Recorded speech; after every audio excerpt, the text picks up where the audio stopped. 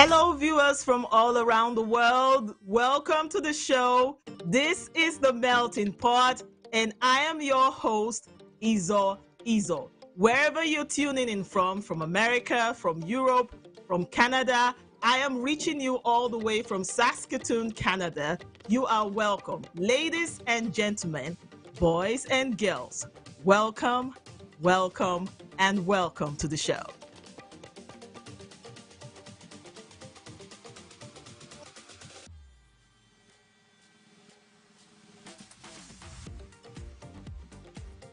The Melting Pot Show is a show for immigrants by immigrants. On this show, we attend and we discuss all issues pertaining to immigrants and their journey from their hometown to this new place they call home. We talk about cultural issues, we talk about behavioral issues, we talk about everything that affects the life of an immigrant. And in discussing this, we strive to entertain, we strive to educate, and we strive to inspire. Now, today on the show, I'm not alone. I have a wonderful co-host. You like her face and her smile. She is just amazing. A lot of people know her with her name, but I call her MC Blank. How are you, girl? Oh my God. I'm good, Izor. I'm doing fabulous. My name is also MC Blank. Hi, guys. Hope you're doing great today.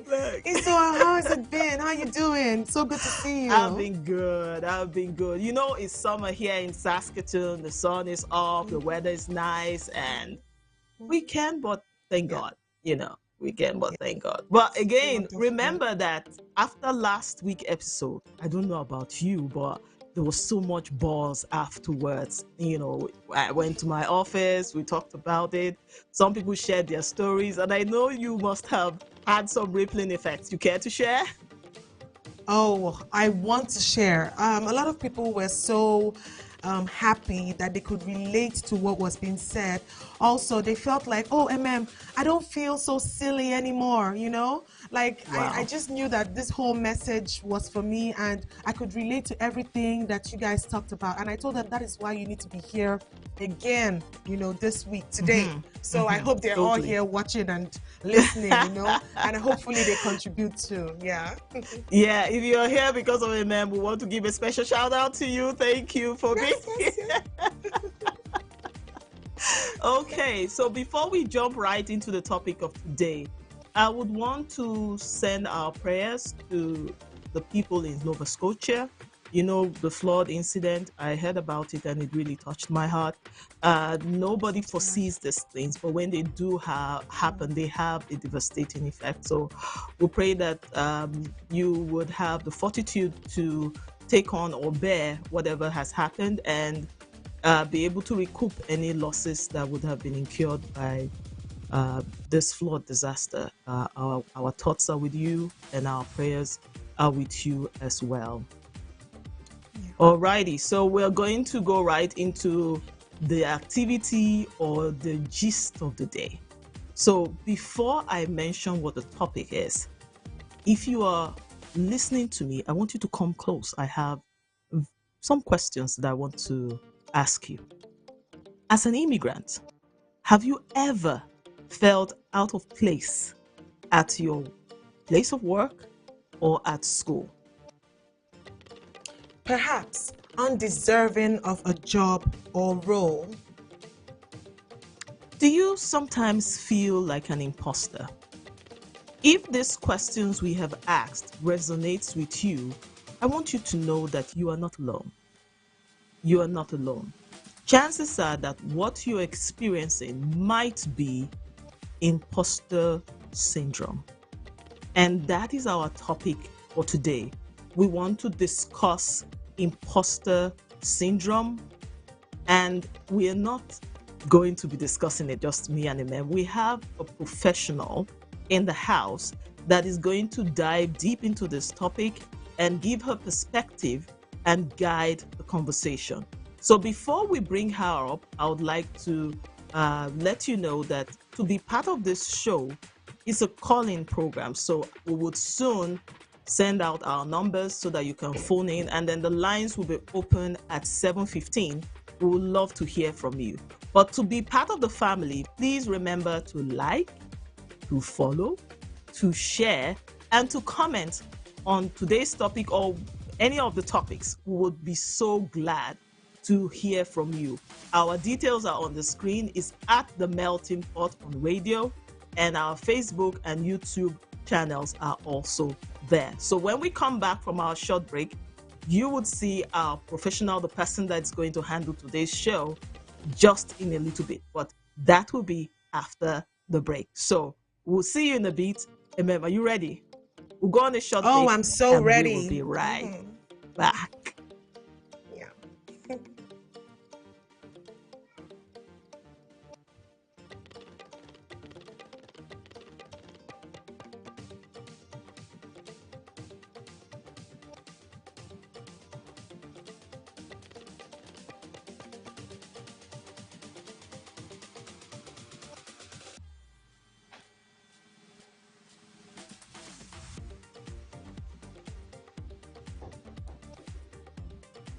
So you're welcome back to the show. Before we went on our short break, we said that our topic for today is imposter syndrome, and that we have a human resource professional in the house. She's not just a human resource personnel, she also is a career coach, and she is a mom, and to her, family is everything. And very shortly, you would see her. Her name is Chiaka Nweze. She has a beautiful face. We belong to the fellowship of those that wear glasses. Hello, Chiaka. How are you?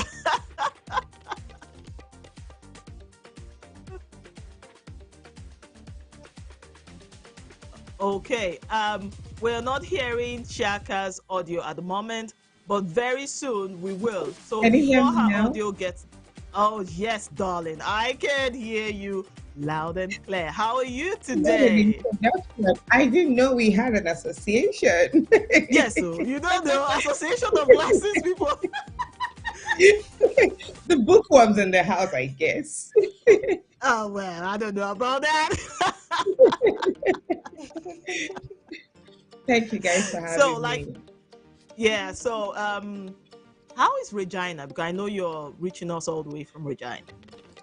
Oh, Regina is nice and warm. We can't complain. Mm-hmm. It's been a really Probably warm warm weather. as a mem's jacket.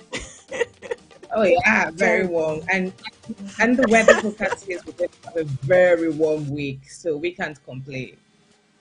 That's good. That's Have good you to know. gone That's good. partying yet? Picnics? What have you been Yeah, I was doing out so on a far? picnic No? yesterday. I was out on a picnic Awesome. yesterday. Another one lined up for Saturday. We're boogieing. Oh my word. You have your dancing shoes on. Okay, so we're Oh going yeah. to dive right into the topic of today. Our topic is imposter syndrome. So I'm just going to go right into it. But it will be important to mention here that the lines will open at 6:15.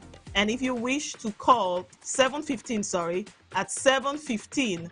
And if you wish to call in to be part of the show, this is the number to reach us on is 306-564-4961. I will take that slowly again. It's 306-564-4961, and the lines will be open by 7:15 for you to call in and be part of the conversation.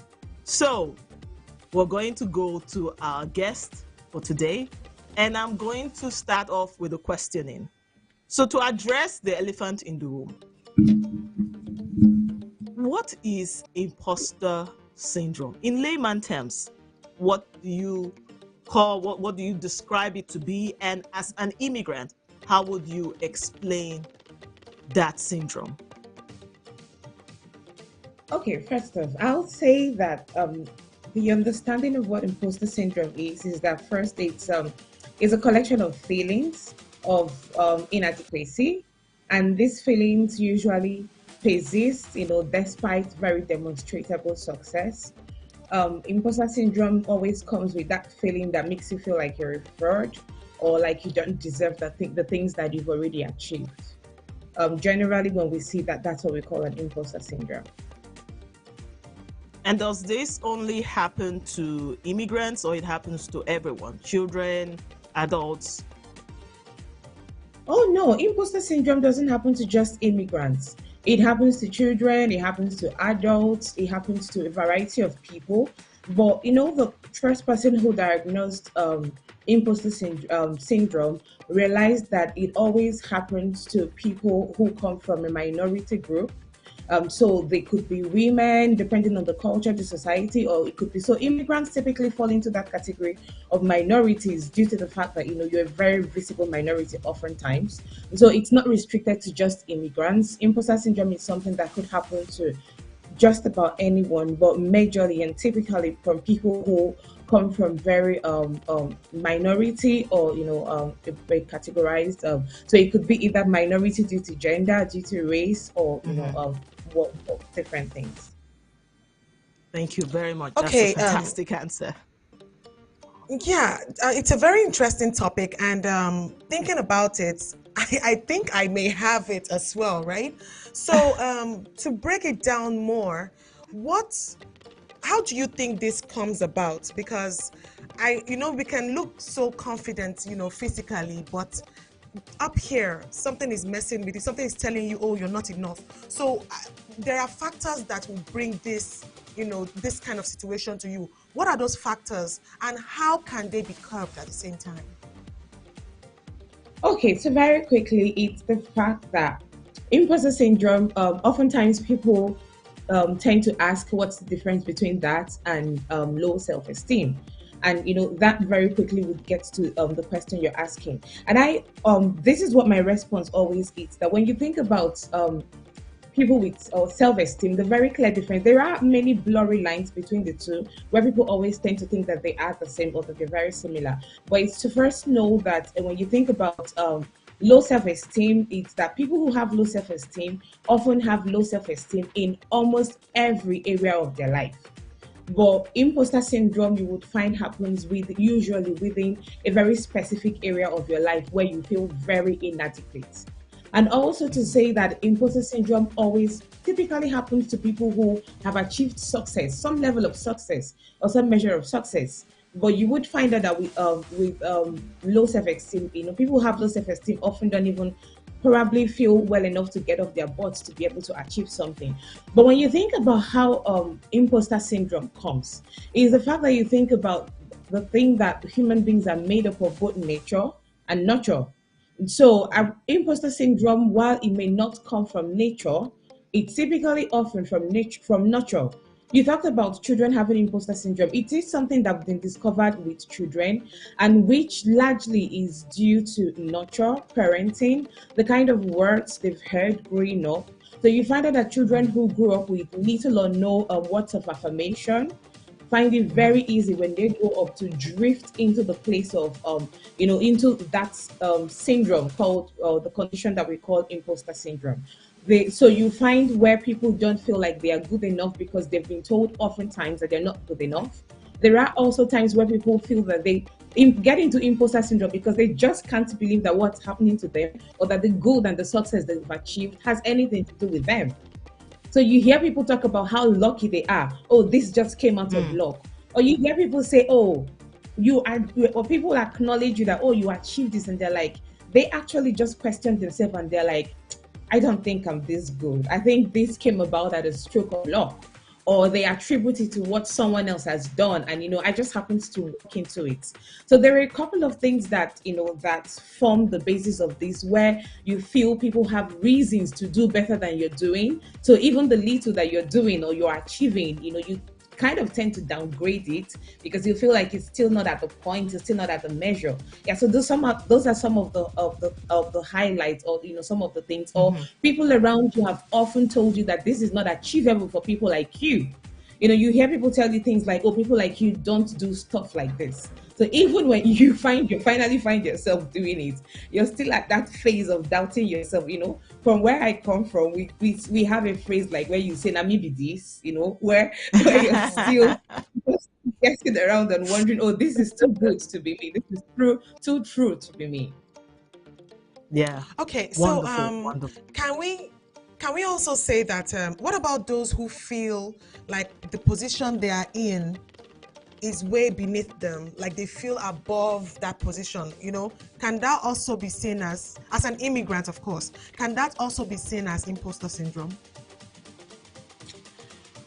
I would say that when you think about imposter syndrome, it always comes with a feeling of inadequacy. That feeling that says, I'm not as good.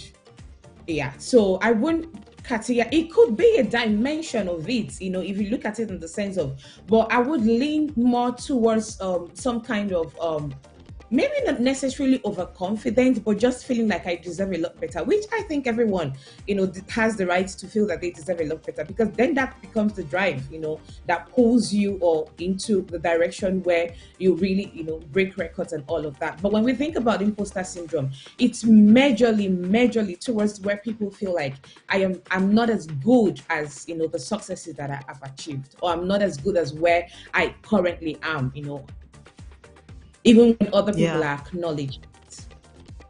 Oh, thank you. I really appreciate your answer.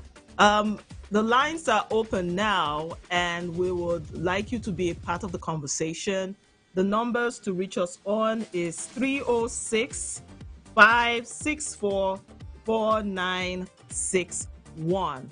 So whilst we wait for our callers to call in, I have a follow-up to that. So as an immigrant, let me personalize this. So back in my home country, I was working in the medical as a lab scientist, and coming to Canada, um, there are processes for you to become a lab scientist, and somehow my situation did not even allow me to go through those processes, and then I had to settle for something else. So I work in an administrative capacity now.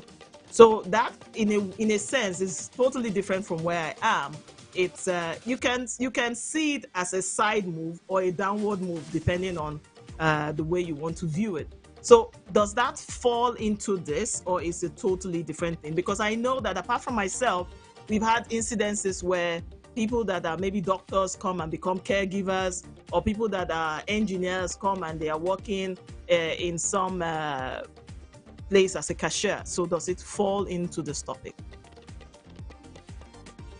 Okay, so when you look at the whole concept of imposter syndrome, I would say that depending on how you, so first of all is that I see a barrier, a very structural barrier that oftentimes produces, like the example that you just gave, where we have, where the immigration process, you're told, oh, Canada is looking, or a particular province is looking for people in the medical profession, and we want you to come in. And then people come in, and in as much as it's an occupation in demand, you just find out that there are barriers to entry into that occupation, and then it becomes really very difficult. These are also one of the conversations that we're beginning to have now, especially in my HR space, about how immigrants are able to like how the structure can remove the barriers, whether those barriers are when people talk about Canadian experience, or those barriers are things like the certifications or the processes that are in place that just doesn't recognize what you've achieved from your country moving on to here. But when we look at the imposter syndrome, it really does sit a lot more where people if you told me that the reason you haven't been able to get the certifications to be able to practice in the medical field is because you don't feel you can go through it, I will tell you that, oh, we need to dig deeper, because it's beginning to sound like an imposter syndrome. Because the reason is that you probably don't believe that what you've done, the successes that you've achieved back in your country, that you will be able to achieve them in the same field right now.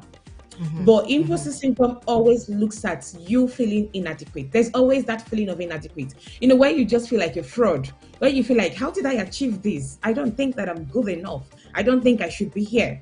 But I think that in this case, it might not necessarily be. It might be a variation of, but not necessarily, looking at the basics of imposter syndrome, because imposter syndrome always comes with that feeling of inadequacy. So if you are not going for the medical profession because you feel a certain type of inadequacy, which the system has either put into you because of the requirements that you need to go through it, or people have told you, oh, this is so difficult to do, don't even bother. Or even when you go through this process, you're never going to get a job in this place because of the color of your skin or the way you speak your English, and all of that, then I would say that yes, that might be, categorized into the four walls of imposter syndrome. Thank you so much. Wow. That is very insightful. We'll go on a short break, and when we come back, just remember the lines are open, and the number to reach us is 306-564-4961. And other ways to be part of the conversation, like our Facebook page, comment, share, subscribe to our YouTube channel, and you'll be able to be part of the conversation. We'll go on a short break, and we will be right back. This is the Melting Pot Show.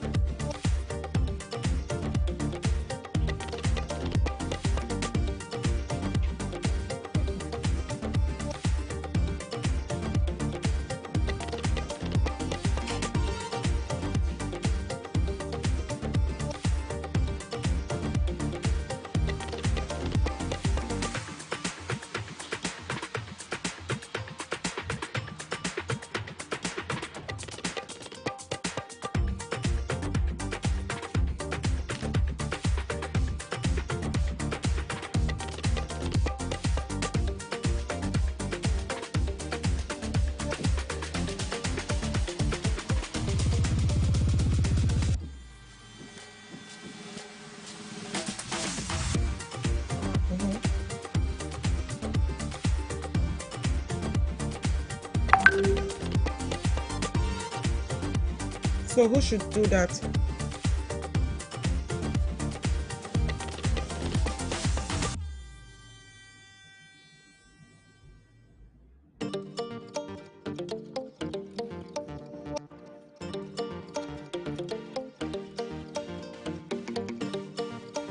You're welcome back to the show. In case you're just tuning in, this is the Melting Pot Show, and our topic for today is imposter syndrome. We have a guest host in the house, a professional. She's a HR personnel and a career coach. Her name is Chiaka Mweze. I know you have something to ask, so go ahead. Yes, Izor, it's a very interesting topic, and I'm just trying to check in with myself now. I'm like, girl, this is you. Could it be you? Exactly. So now, exactly. Yeah. So Chiaka, you know how when we come into Canada as new immigrants, people tell you what to do and what not to do, what to apply, how applying for bigger roles is like building a castle in the air or building castles in the air, how you should start from, very low jobs like customer care jobs, or you go stack up stuff in the mall at midnight, survival jobs. You understand? So how, like, when things like this come up, are they also things that can cause you to fall back and say, you know what, maybe I'm not just good enough, this is where I should start from? And how do you deal with this? Because I know you, during our course of conversation, sometime you did tell me your own situation, how you came into your HR field and how you continued here. Okay, thank you so much for that question. It sort of takes me back to 2012 when I relocated to the UK. Coincidentally, I've had to move countries twice, first to the UK and then later to Canada. And one of the first triggers was getting into UK with all of the ambition, with all of the zest. I was really, really very young, like, oh, let's go, get those jobs. Yeah. And someone said to me, Nigerians here, Africans here, it's care job. don't be too ambitious. And I say this with every sense of modesty, bearing in mind that there is dignity in labor, and that whatever your hands finds doing, you should be able to do that with grace. And so this is not to belittle any profession, but it's understanding that there are a lot of immigrants who have very clear paths, very clear career paths right from the country before moving countries. And truth be told, when I first heard that moving to UK, I did take it in for a few hours. I'm not going to say, that I was all that super fly, super motivated. It did crush my motivation, for a little while, until I saw the person who finally became my husband, who, and someone said to me, he is the only Nigerian who hasn't done care in this city. And I was like, oh, really? There is one, you get that.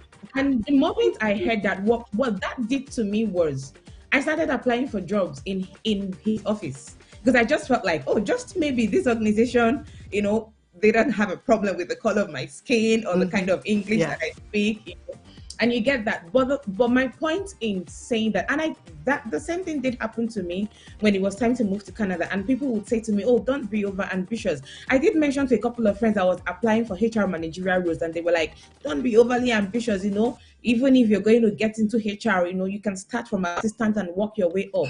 And I did say to myself, again, I had an experience coming from UK where I said to myself, I have transferable skills. And I think that regardless of what country, there are things that can be transferred, and all of that. So yes, the truth is that some of those things are the basis of immigrant imposter syndrome. The things that people say to you, and I did talk about nature and nurture, those form under the category of the nurture. Where people consistently tell you that because of the color of your skin, these are the kind of jobs that you can do. I did have an experience too, when I got on the HR job and I was running trainings. Part of my job responsibility was to do trainings. And you would hear people say, oh, we don't understand her kind of English. And I did have those days of struggling with myself and saying, I always thought I had good, I always thought I could speak good English. Or, and until people start punching holes in those things that you did think were really good about you or were made you successful, and then you start questioning yourself.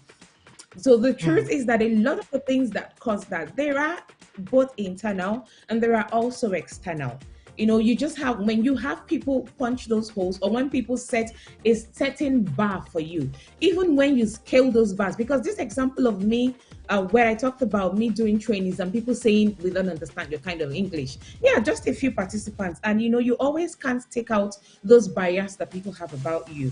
The truth was that, you have those sessions, there are people who understand your English and they go on with your class, but you have those one or two who probably just feel like, no, this is a mismatch, this is a misfit, and they want to give you those reviews about, we don't understand her English.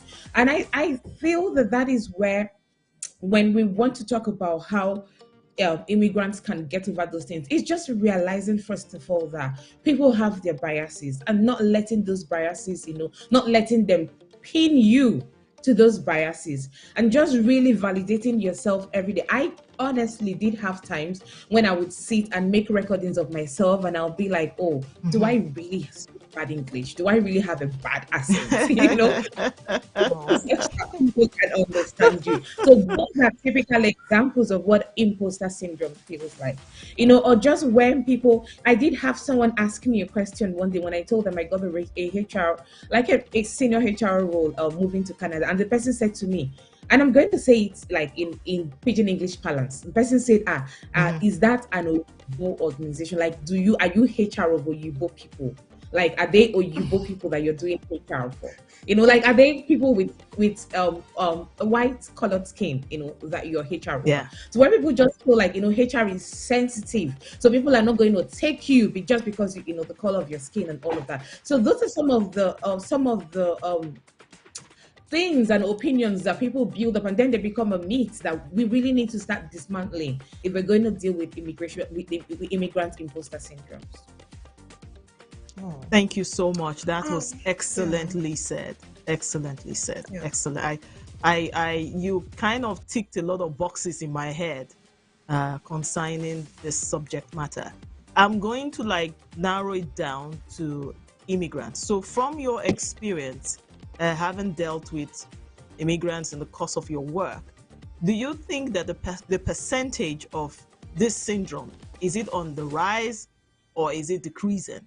And then like a follow-up question to that, what are the telltale signs that you can see as you, because as a HR person, you interview people from different backgrounds, ethnicity, and all the rest. So for migrants, what are the telltale signs that you see when you interact with this, when you say, okay, this person is dealing with imposter syndrome? Okay, thank you. One of the very core ones that I see all the time is when people actually do get the kind of jobs that they deserve, and they just feel like they are not good enough, and they keep second guessing themselves. You find people like that being members of a team or being a part of a team, and they have really very bright ideas, but they never speak up in team meetings because they are second guessing themselves, and they feel like my opinions are either not original, or people are not going to understand my English when I try to convey it, or they feel like I'm not very sure if I'm going to be able to use the right words or the right innuendos, and just being extremely careful about how you fit in culturally or what your team members think about you. I would say that that's a telltale sign of imposter syndrome. Another way that you see it is that even when they achieve great things, they always try to shield, that success to someone else, because they feel like giving that success to someone else validates the success. So you actually bring up this like really great opinions, but then when people want to talk, when they want to talk about it in the bigger audience, you say you don't give any credit to yourself because you feel saying this comes from you is going to wake up the fact that you're just not good enough, to bring such good ideas. Another way that I see it play out very often is when people don't even apply for the jobs that really do fit into what they can do. People come into the system and they just automatically benchmark themselves and say, okay, you know what?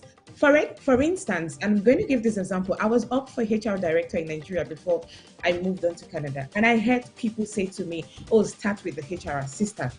And I'm like, why should I start with the HR assistant? And they say, oh, start with HR assistant, keep your eyes on the goal, don't lose focus. And who knows, in the next 6-7 years, you'll probably get to a HR manager. And I'm like, why should it take me that long? Why can't I assert myself? So you find out that such people are usually not in a hurry to assert themselves. So let's even say that they get into the organization as a HR assistant, for example, or they come in on another role and an opportunity opens for the role that they really do fit in, their credentials can speak to. There is always that feeling of, oh, I don't think I should go for this. So while they are hungry inside, they know that they can do this, but they just feel like, oh, everyone here knows me as the janitor. Everyone here knows me as the cook, the person who cleans up after them. So how do I go from being this to applying for this big role that's just come up, even though your qualifications, your experience ticks all of the boxes? So those are the typical, very easy to telltale signs of imposter syndrome. Wow. Awesome. I'm telling you, amen, I'm telling you. So to be part of the conversation, the lines are open. Our number is 306-564-4961. And also you can go to our YouTube channel, to our Facebook, and drop a comment, like, subscribe to be part of the conversation. I have a follow-up question to the, I'm telling you, I'm listening to you and my spirit is alive. I'm telling you. Yes. Now, why did I Mine say too. that? I remember when I came into Canada, and it was one of those, we came in 2020, and 2020 was a weird year. So we got a lot of coaching online, and one of the coaches that spoke to us as new immigrants, someone asked the question that, oh, I am so and so, where I'm coming from, I've done this, I've done that, my CV is packed. And then the person said, well, if you really want to get a job, you might need to pull out some things out of your CV. if you put all of the things that you've done coming from your home country on your CV, chances are you might be overqualified and you would not be able to land a job.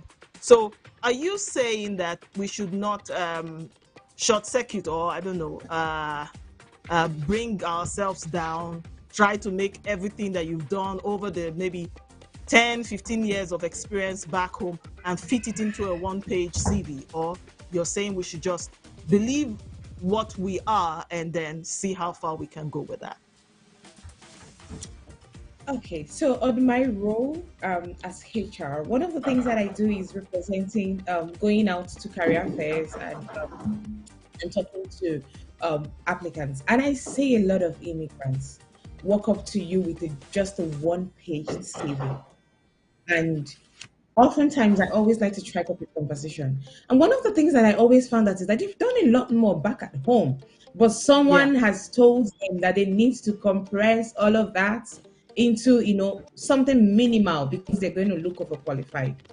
And I'm going to answer the question by sharing my personal experience. I personally got a job right off from Nigeria, even before I Yeah. moved. The Okay. moment we got that, the golden email that said, send us your passports, I got on Indeed and I started applying. That was when I told, a couple of friends what I was doing. They were like, oh, you're a bit overreaching, don't you think you're overreaching? And, I did talk about the voices in our head and the voices in our environment, how they impact the imposter syndrome. I was glad and fortunate to have a voice like my husband's voice in my head, because at some point I was already beginning to look at, okay, maybe I should start applying for HR officer, HR assistant, just anything to get into the HR space. And he would say to me, we've done all of that in the UK, we're not doing that again. And he kept saying to me, it's HR manager or nothing. It did Yeah. look stupid, but I decided that I wasn't going to apply for anything less than a HR coordinator. And I was throwing in my CV everywhere. It would surprise you to say that I got at least 5 knocks on my door, including the government of Wow. Saskatchewan. Wow. And I had about two who dropped off at the point I said, oh, I'm still in Nigeria. And they're like, oh, we can't wait till, we need an immediate start. We can't wait for you to come in. And I was also pregnant at the time. So, I was kind of buying time to get through past my first trimester before coming in. But the summary of it was that I did get a job that was a HR coordinator, good, well-paying job. And one of the things that it taught me was never to minimize yourself. I did Yeah. ask one of my supervisors in the course of it, like, what was it that stood out? And he said, your experiences. We could tell from your experience that you had worked in international context and you would be able to adapt to, you know. So that's one of the credits that we don't give to ourselves sometimes. Just realizing that your experiences are good enough. It's just how you're Right. able to sell it to the person who you're speaking to, how you're able to sell it in your CV to say, I don't personally believe in a one size fits all CV. It's being able to get the roles you want to apply for and ask yourself, what are the experiences that I have that can speak to this role, and how can I tailor them to speak to the fact that, see, one of the things that I've realized, especially as a HR person, is that oftentimes employers employ because they have a problem. And oftentimes, when people have a problem, they honestly don't care the color of the skin so long as you can solve the problem. So it comes down to you being able to say to them that I am the person who can solve your problem. That problem. Yeah. We're not going to minimize the place that racism and all of that plays.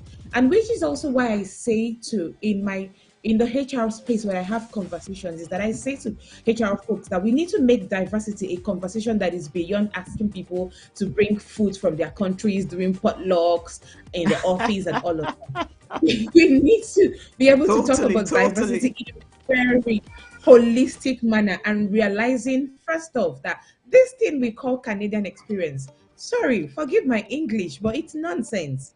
It's being able to ask this experience that this person is bringing from their country, what can we get out of it? How does it fit? Yeah. How can we tweak that? How can we get an advantage out of that? Because trust me, every experience is transferable. Your skills are transferable. The things you're bringing from your country, they are transferable. It's really about how you're able to make that employer who has a problem to see and feel that I am the one who has the solution to your problem. Because problems don't ask the color of your skin when they come, and the solutions don't ask the color of your skin. They don't Yeah. ask for your Yeah. accent and all of that. So I'm not downplaying the racism, but it's just understanding first in your insight that you're good enough and that you can do it, and actually going for those opportunities. Because if you don't go for it, they won't show up for you. And when you go for them and when you get them, one of the things that I tell people doing onboarding and I'm getting them in the organization is that the organization got you in because we need you. We believe you can solve our problem. So it's not just about using you to fix up numbers and be able to have our diversity graph look good, but first of all is realizing that we got you in because we believe that you can do the job. And you just sitting in that confidence that you can do the job, regardless of what's thrown at you, that you were brought in because you can do the job. You're not just a number that fills the diversity graph. Wonderful. Wow. Okay. All right. Thank you so much, Chiaka. We'll be going on a very short break. And when we come back, I have a question for you. Please hold that thought. See you soon. Thank you, man.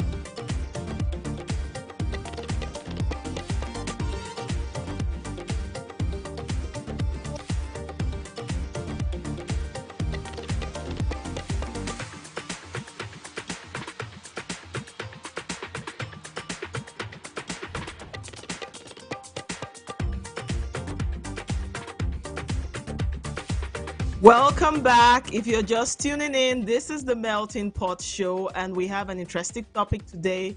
It is imposter syndrome. We've been talking with a professional in the house by name Chiaka Nweze. We're going to go right back into her, but before then, the lines are open. Our number is 306-564-4961. I'll take that slowly again. 306-564-4961.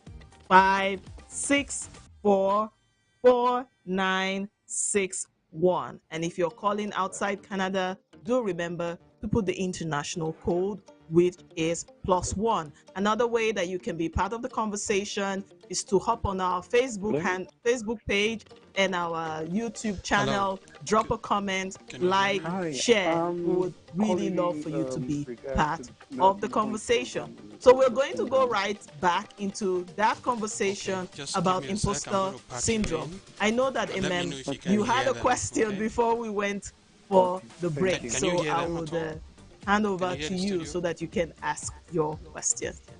Yes, I can hear it lightly. All right, thank you, Izor. Chiaka, I hear you, girl. I understand what you said, but I'm going to bring it down to us, how we see things or how we have experienced things here. Back in 2019, when I came in, one thing I was told, especially when you mentioned the Canadian experience, that's why I just remembered this question. I was like, I must ask you this question. The Canadian experience was such a big deal, They made it so big that it was almost impossible for you to even see the light or to feel that you had the opportunity to even go into those big organizations and, apply for a job, because you just don't have enough experiences or the Canadian experience to be in that place, right? Now, you telling me you came in and you just went in and there were days you had your down moments, definitely, but your superstar girl moments, there are more. You know what I'm saying? So I really want to Yeah. know this Canadian experience, is it a must? Because that is what it looks like. That is what every immigrant has on their mind, that they must have the Canadian experience. What's your take on that? So, thank you, MM. The truth is that every day we are pushing and edging towards taking down structural barriers, and this is, I always say that the concept of Canadian experience is one structural barrier that we need to pull down real quickly. Especially because Canada is opening its doors. Hello? Canada is Yes, I'm saying to still here. people, we need your skills. And I feel like it's very fraudulent to tell people you need their skills, and then when they get in, you tell them, oh, your skills are just not good enough. Those are the conversations that we're beginning to have in the HR quarters. I was out on a fair organized by Regina Open Just Society, and I was so glad to see that it was a conversation that was in the front burner, and it's a systemic thing. It's not going to go away overnight, but I feel that it's going to happen one organization after the other, especially when organizations begin to see the great good that diversity does to them, and realizing that people are coming from different places, and there is definitely something that you can do with their experience. But as a HR person, I will tell you that one of the reasons people always ask for Canadian experience is because every country has its culture. So there's that. There are those studies that have gone for that for you to be able to fit into a people, you need to be able to understand their culture, you need to be able to imbibe it. But it's also understanding that people are not going to pluck that experience, from out of space, if you get what I mean. Of People need to be course, given an definitely. opportunity to build Canadian experience. And the conversation needs to shift towards what can you bring to our organization as you get this Canadian Totally. experience, rather than just asking people to come forward with Canadian experience. So yes, that concept of Canadian experience is a structural barrier that is still producing imposter syndrome. Because what then happens is that a lot of people run off to go get Canadian experience and get stuck and don't find their way back into their present career anymore. So That's true. yes, it is definitely Yeah. one of the pillars that imposter syndrome is leaning on. It's a tough war. It's not going to be won overnight, but yes, it is definitely one of the things that are causing and bringing the whole concept of imposter syndrome for immigrants on the table. But it's just now realizing how to move past that. How, because there would always be structural barriers, but there's definitely a way to navigate structural barriers and be able to get around structural barriers. Thank you for that wonderful response. We have a caller. Hello, can you hear us? This is the Melting Pot Show. Hello. I can hear. Can you hear me?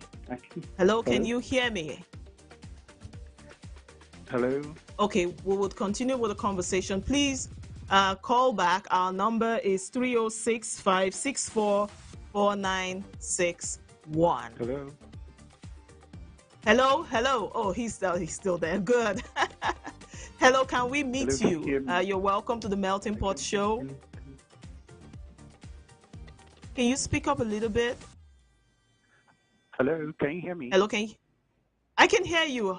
How are you? What's your Oh, okay. name? And Okay, I can hear you, but I'm just using the transmission from YouTube to know that I can be heard. Okay. oh Yes. wow. I have a question. But may we Um, know your name? it's, I hope you don't mind that. it's a little bit different, but it's close to it. So my question is, what happens, or how do you deal with a situation where you know that you are actually good enough?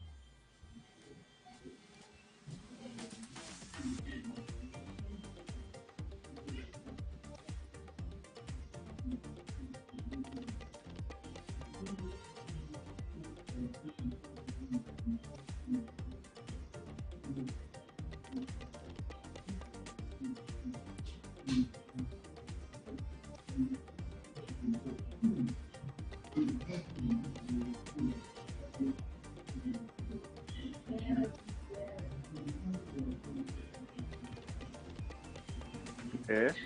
I just want to say we're proud of you. I'm proud of you. We're That's all proud awesome. of you. And say well done. Okay, thank you.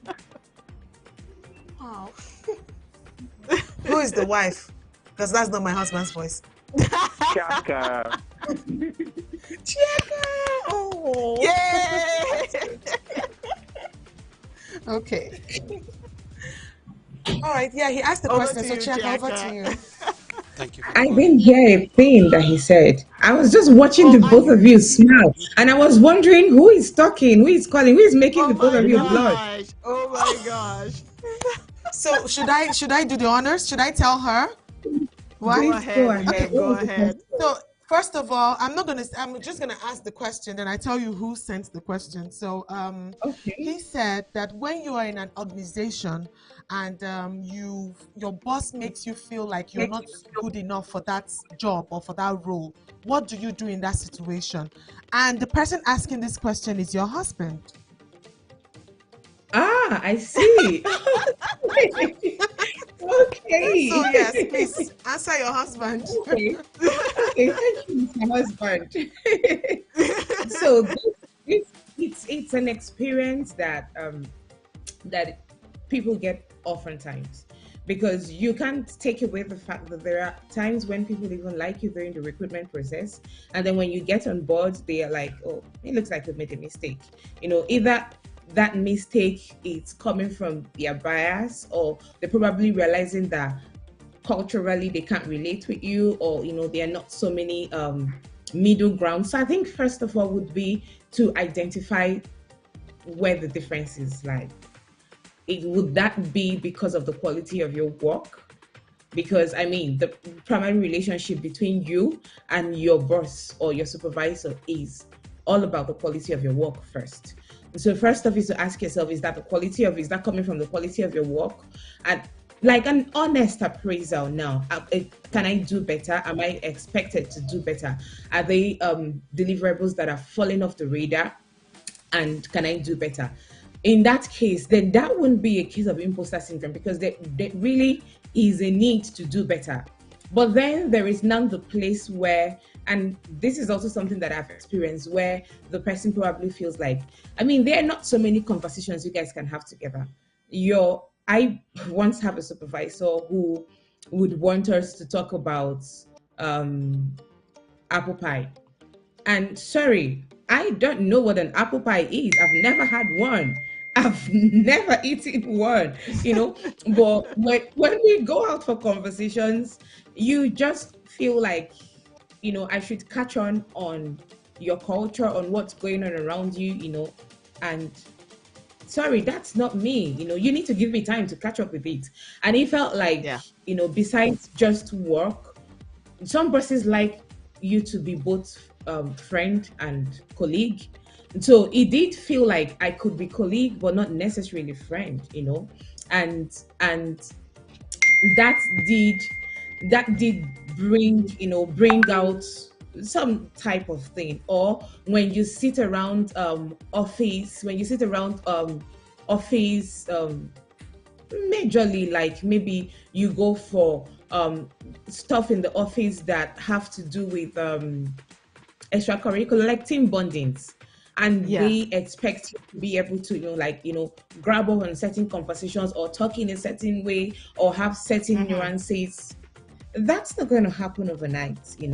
And so you need to be able to first realize what is causing that drift. Yeah. Is it a performance drift, or it's a personal expectation, that someone has of you, or it, yeah. So it's really very important. And I would say that when you find out that it's performance, put in more work. At least I always say that when I work in an office, I like to put in my best fit, because I like to let you know that you didn't make a mistake hiring an immigrant, because then that opens the door for the next immigrant and the next immigrant, and all of that. But when you do find out that it's a personality or it's a cultural thing, I would say don't let it define you. Yeah. Don't let it define you. Be confident in your skin. The truth of the matter is that people would always recognize original and real. Don't try to be Totally. someone else, because you're not someone else. it doesn't negate the fact that it's important that you understand cultural, differences and nuances, and know when to crack a bad joke and when to, refrain from doing that. Especially where I come from, my country will have a very insane humor. Just really Yeah. knowing when to crack a bad joke and when to Totally. crack and when not to, Yeah. Yeah. that would be some kind of acculturization, which is good for you. Because if you've come to call this country or whatever country it is home, then you need to be able to adapt quickly. But I would say don't lose your originality. Sometimes I see Africans like me trying to form an accent, and I'm like, hey, what are you doing? You don't need to form an Yeah. accent. You need to find your place, be you, be original. I have colleagues who love me because of my accents. I have colleagues who love me because every now and then when I show up in my Ankara, and they love the Totally. colors. know? So I would say Yeah. be true to yourself and be open-minded too, because sometimes some of these things can be in our mind. Be open-minded, be willing and ready to blend in, but don't lose your identity in the process. Fantastic. You've actually Wow. just kind of delved into because again, we've talked about how to identify it, and I wanted to progress to how do you solve this, but you have talked about originality. So I'm going to ask the question Yes. so that you can list out what are the ways that one can combat or rise above imposter syndrome as a migrant. So we're going to like put it in three categories. As a migrant, how do you rise above imposter syndrome? As in the general public, because beyond migrants, you did say that it's not only migrants that experience this. How, in a general note, how do you rise above imposter syndrome? And then, as a child, how can parents notice that, oh, my child is dealing with imposter syndrome in school, especially for uh, young kids in grade school, in high school, and how can the parents help that child to overcome imposter syndrome? That Okay, actually thank has you two very much. minutes to answer it. Okay, So you first have you off, have, sorry, you have like 2 minutes for this. I'm so sorry, but our time is so you have two that's minutes. So fine.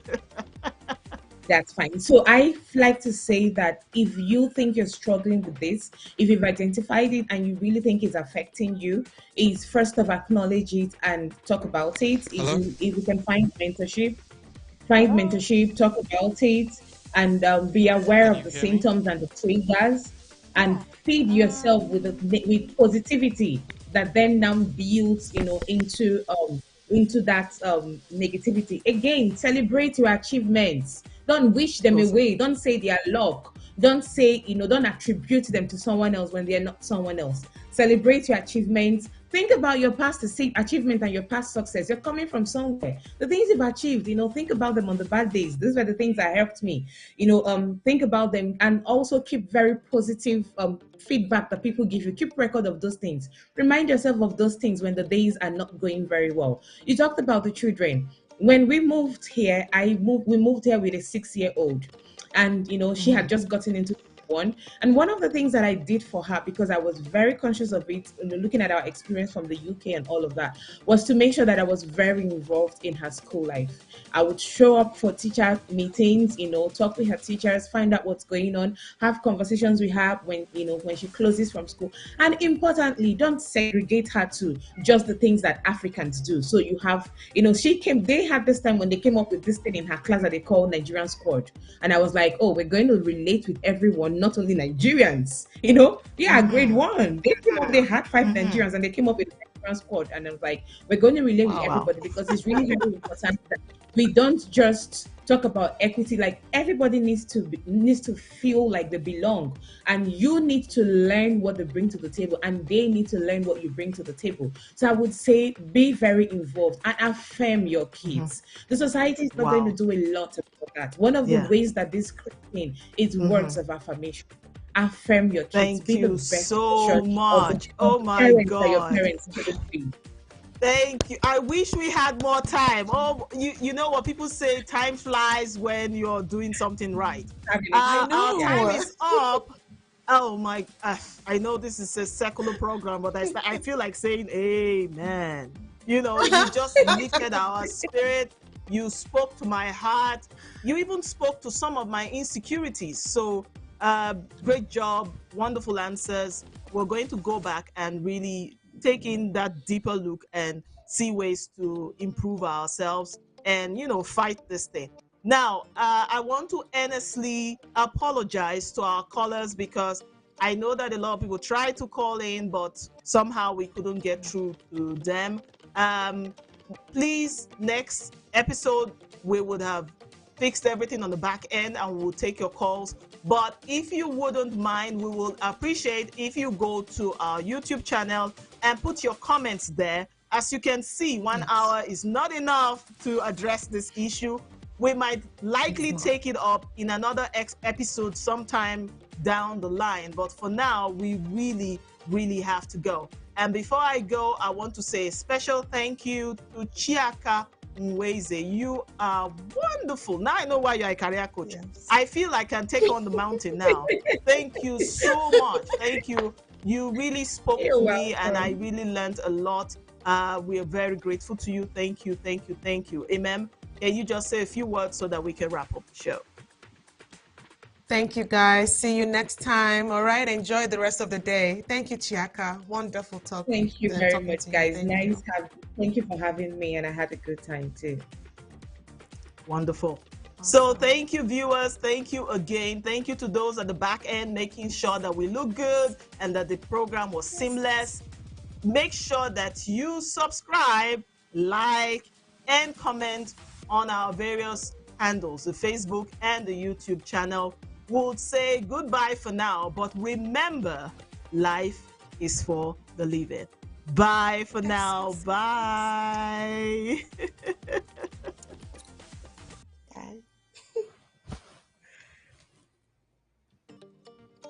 Bye.